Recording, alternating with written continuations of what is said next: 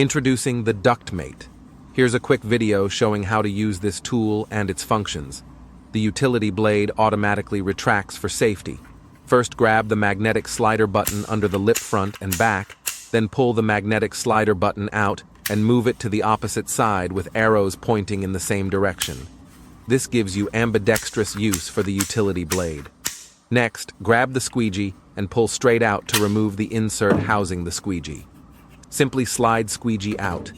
There's a 2mm Allen wrench mounted into insert just in case the mechanism has to be worked on. To flip or change utility blade, simply take off the slider button and tap the outer shell against your hand to remove blade mechanism. The mechanism simply slides out for easy access. Next, put your thumb over the top screw and tap mechanism against your hand to get the slider top to fall out. Then put your thumb back over the same screw and push slider out to flip or replace utility blade.